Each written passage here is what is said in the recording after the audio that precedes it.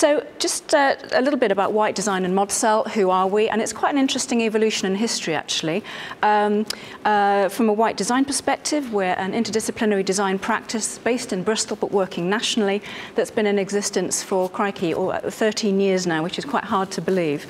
Those are the sorts of disciplines that we have, and we've quite deliberately gone interdisciplinary over the last few years because of the strong synergies and opportunities for different disciplines to reinforce themselves, and also picking up on what Justin was saying earlier about the fact that actually really great sustainable projects come from really top-notch interdisciplinary working, but more of that later. So that's just an example of one of our early projects, actually, the Velux building, which was our first opportunity to really embody our vision for beautiful, affordable places that help people live, work and learn more sustainably. But I'm actually not going to talk very much about projects in detail. If you'd like to find out more, I've got some information here and there's lots of stuff on the website. I'm going to be talking in more general terms. But the interesting connection that we have with UWE, we had the good fortune to have Richard Parnaby as a non-executive director for quite a number of years. Craig White, my fellow director, is still on the teaching staff here. And we had the opportunity of working with the faculty in its early days, really, when it was first planning to be an integrated School of Architecture and Planning to look at its new home. So that was how Phase 1 came about.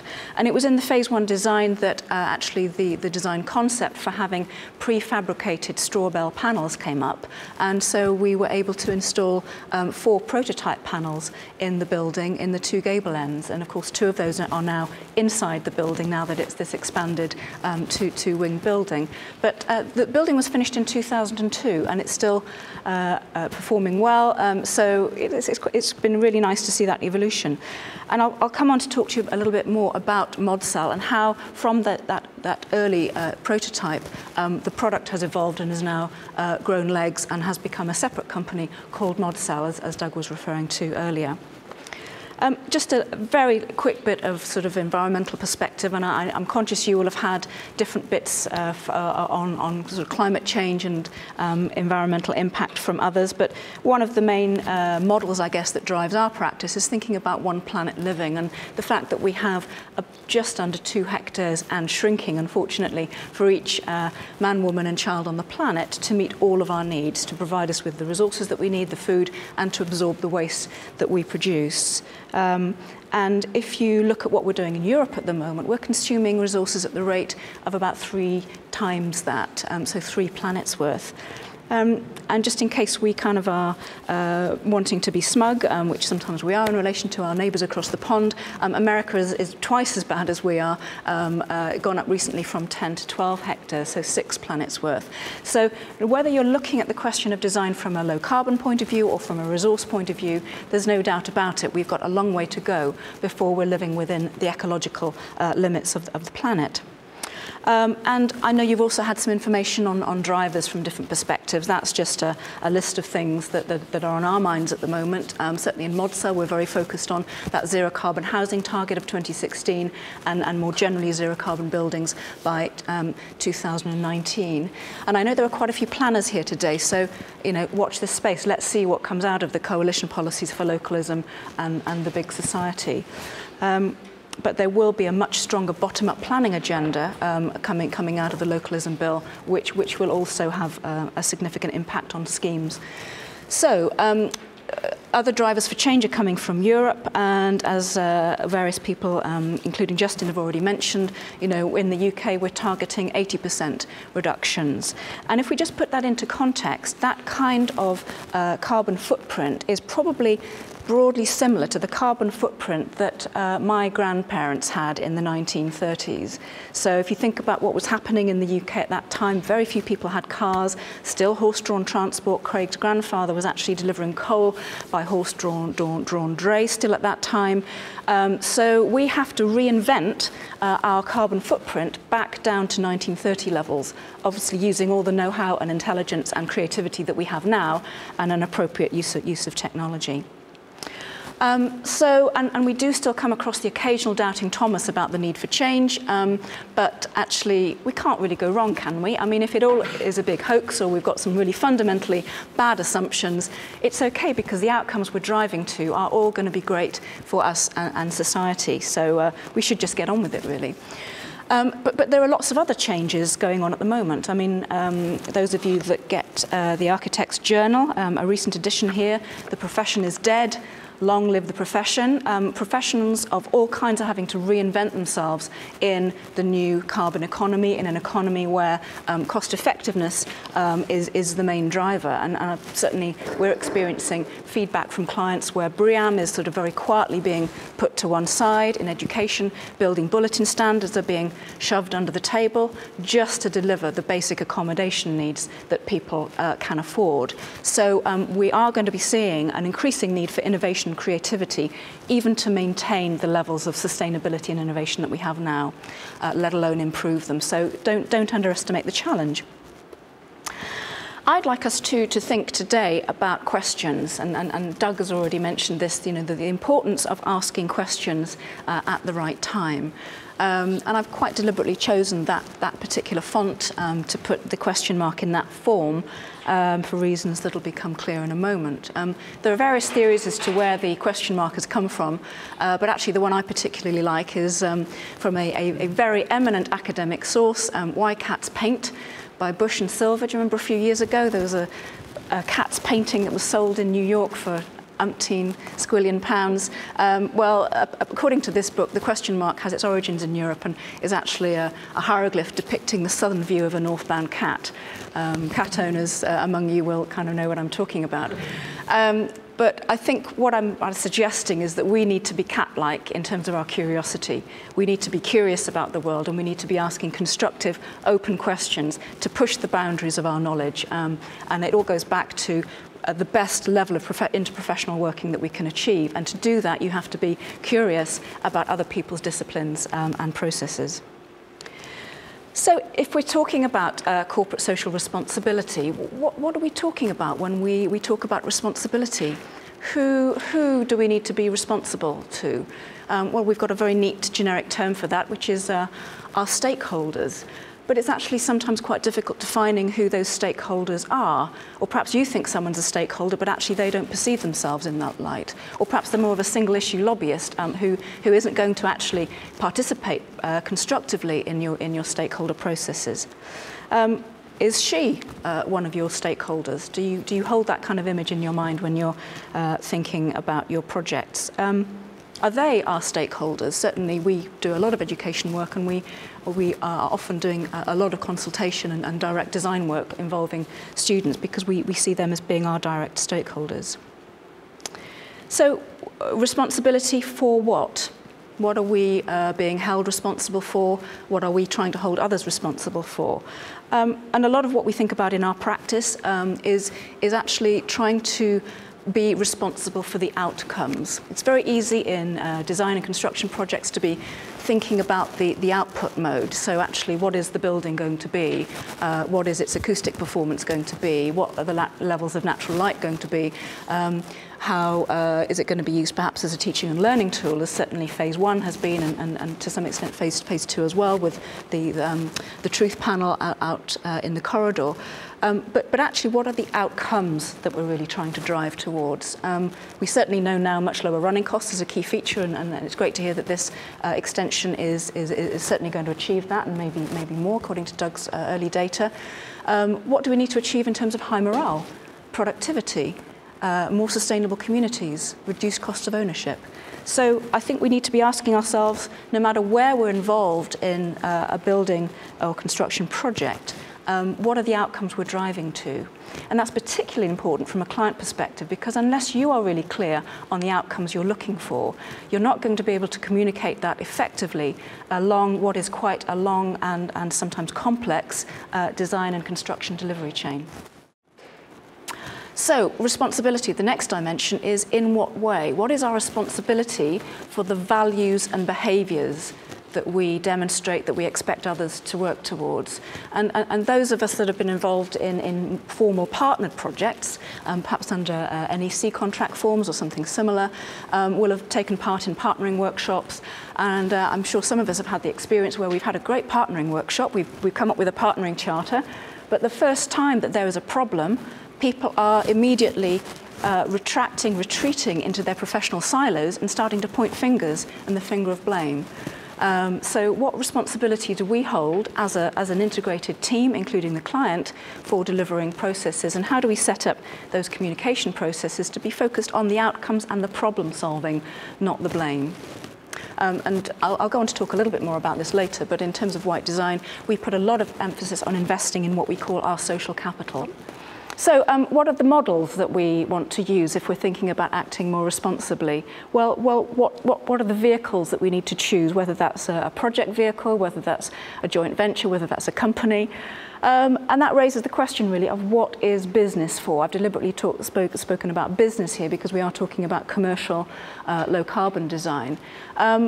Paul Ekins, one of the co-founders of Forum for the Future, someone who's been working in environmental economics for at least the last 4 decades, one of his articles, he cites the purpose of business is to create wealth, and that's the mainstream economic view. It's all about wealth creation.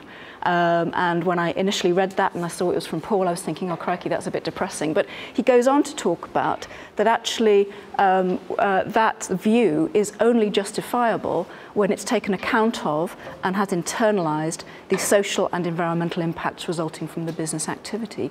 So if you're taking an environmental accounting perspective, you need to be considering not just the economic, but the social and environmental impacts arising from it as well. And if we think about the current paradigm, thankfully it's changing, but quite slowly, still there's a disconnect between the way in which we view economic activity, social activity, and environmental activity. And I've just drawn that very graphically to probably represent the kind of emphasis and priority we give to these 3 domains. So we think we need to be really moving from disconnection to bringing those 3 things together to be more convergent. But actually what we really want to get is we want to get synergy between those 3 dimensions such that we're able to tick all of those boxes and say, yes, this solution here, this building here actually delivers environmentally, socially, and economically. And of course, in reality, there is a physical limit, there are physical ecological limits that many mainstream economists still don't seem to realize, that actually the economy cannot operate outside of the environment. There are physical limits to the amount of natural resources and the environment's carrying capacity. So we need to increasingly shift towards a view of the world that says social and economic activities need to take place within ecological limits. And Forum for the Future goes further than that, using its 5 capitals model, where it talks about natural capital, social capital, and human capital all being prerequisites and needing to be sustainably managed to allow us to continue to generate manufactured capital and financial capital. So what is corporate social responsibility? Well, there are lots of different definitions, as you might expect. I scanned through a few, and the one I liked the best was actually a very simple one from Wikipedia, which talks about a form of corporate self-regulation integrated into a business model. And there are lots of different frameworks for doing this that I'm not going to go into, but you know, if you want to do some web searching, there's lots of, I have to say, quite dry but useful stuff around all of these. Yeah, have a look. I mean, what's interesting is that socially responsible investment that started probably 15 years ago is now actually about 12% of US investment, around about $3 trillion, is actually managed and implemented in line with SRI standards, which is fantastic. That's a phenomenal change in a relatively short period of time. So what are the motivations for businesses, particularly bigger ones, when they think about corporate social responsibility? Well, I think to begin with, when CSR was first being talked about, there was a sort of almost a corporate philanthropy angle to it. So it was seen to be good for PR, didn't have to spend too much money on it, and you know, you got a tick in the box and people thought you were great guys. Probably where most people are at now is CSR as a risk management vehicle. So it's about mitigating operational impact. It's making sure you can comply with the various drivers and standards that we've heard about this morning from Matt, Justin, and Doug. But really, for it to be successful and for businesses to be genuinely sustainable, business owners need to be seeing CSR as about value creation.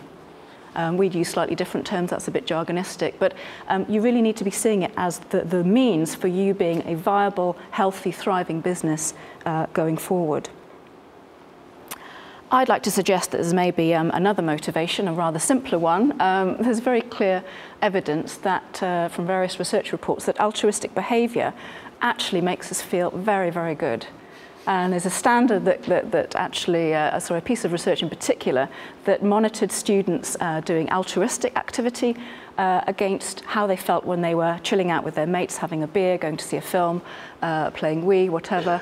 And it actually found that they felt significantly better, significantly happier when they were being altruistic than when they were doing the normal things that probably people think are going to make them happiest. So there's a real shift now. There's a real, quite a strong movement from various organisations, and I've listed some of them there, which is really distilling it down into very simple language. Well, don't we want to be happy in life? I certainly do. And if you want to see a really interesting talk on this, have a look at TED. If you look at TED online, Nick Marks from the New Economics Foundation has a fantastic talk on there at the moment. And of course, there's lots of stuff going on here that's homegrown through the Happy City initiative sponsored by Bristol City Council, with Liz and Mike Zeidler leading that. And of course, even the government thinks it's a great idea because they're going to be asking us a few questions about that in the next census. I wanted to talk, though, a little bit about our own perspective on what's going to make the difference going forward. As Sandra mentioned, I did an MSc a while ago on responsibility in business practice, actually at Bath University. And one of the sort of insights from my own dissertation was really about the importance of thinking systemically as being a core discipline pretty much for everyone going forward. It's certainly really key for anybody involved in infrastructure or design projects of any kind, really, where you're having to work in an interdisciplinary way. So there are various definitions of systems thinking and various bits of writing. I'm not going to have time to go into this in any great depth, but I just encourage you to be curious and to look a little bit at what some of the people I'm highlighting might be saying about it. Peter Senge, viewed by some people as being a real management guru, certainly a very effective management writer, has been talking about systems thinking. He was writing about this again about 15 years ago, so it's been around for a while. The definition I like the best actually comes from Fritjof Capra. I don't know if anybody here has come across his work, but he's a nuclear physicist originally who decided that actually he wanted to apply his massive brain to talking to professionals across the world in a whole range of different sectors. And he's come up with some fantastic insights, interdisciplinary insights about how to work and live more sustainably, so well worth a read. And he describes it really as being a shift from the parts to the whole, a shift from objects to relationships, objective knowledge to contextual knowledge, contents to patterns, quantity to quality, hierarchies to networks, and structure to process. And when I was putting that slide together, I was actually just reflecting on a refurbishment project that we're doing at the moment with a contractor who shall remain nameless. And I was thinking, yeah, I can see now exactly why we're running into some problems, because they are here, absolutely, and we're trying to do this. So it really does inform the way that you work. So thinking about systems is allowing us to ask questions in an open way, in a respectful way, when people are actually coming from quite different perspectives. Both Craig and I are visiting professors at the visiting fellows. I've just given us a massive promotion, visiting fellows at the Bristol Systems Centre, where Patrick Godfrey, I don't know if any of you have come across him, but they're doing some really interesting work there, where they do a lot of work with the engineering students there on systems thinking. And so this is Patrick Godfrey's view of some of the essential ideas around systems thinking. Again, if anybody's interested in pursuing this, do let me know, and I can put you in touch with Patrick. But this isn't rocket science. This is about a subtle but quite profound shift of perspective that really can help you think very differently. And I'll come on to an example of how we do that in white design in a moment. So again, it's thinking about, as I mentioned earlier, thinking about the outcomes that you're trying to drive to in any one system, and then trying to map out what that system is. What are the inputs, what's the process, and the outputs. And another fundamental about systems thinking is that every hard system, so any technological solution, any building, any car, any piece of technology, exists within a soft system that's composed almost entirely of human beings. So you can't actually make your hard project, your hard system work well if you're not thinking about the way that you design your soft system of people. So really paying attention to your communication processes, the way in which you set up projects, define roles and responsibilities is fundamental.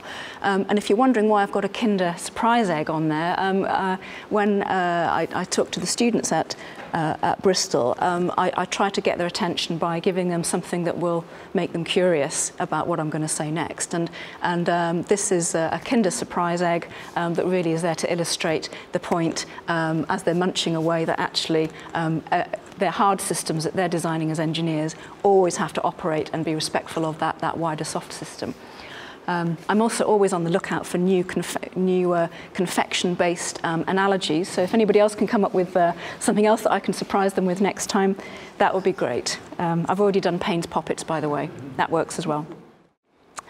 So the other thing we need to be very conscious of if we're thinking about soft systems and in systems thinking is recognizing the worldviews of ourselves, of other people that we're working with. And as Brits, you know, we don't do philosophy very well. We're kind of a bit uncomfortable when we talk about philosophy and what do you believe. But actually our mental models and worldviews are fundamental to us coming together effectively as professionals. What values do people have on a project team? What experiences have people had, particularly powerful ones? You know, if somebody has been involved in a project that was done under partnering where, as I mentioned earlier, as soon as something goes wrong, fingers start to get pointed, then they're not going to trust in the partnering system next time around. They're going to be far more likely to do that blame game next time around. Clarifying assumptions. If we're making assumptions about what clients' needs are rather than actually workshopping with them effectively to uncover perhaps some of their hidden needs, then we're not going to get the project right. So we really need to be conscious of those frameworks and assumptions that we're using all the time. So I've got a quick couple of case studies. So really just to illustrate how we're trying to work with some of these ideas as practitioners and not as academics. At White Design, we have an organisational structure that we call communities, and I'll go on to say a little bit more about that in a moment. But our values are very important to us. The very first policy paper that Craig and I wrote when we set up the practice was actually our statement of values, and the second one was our environmental policy. And those are looked at regularly and reviewed at away days with the staff team on a regular basis. We also spend a lot of time together, so we work hard on our social capital, because if we know each other well, then we can work together well and get to shortcut solutions very quickly when we need to.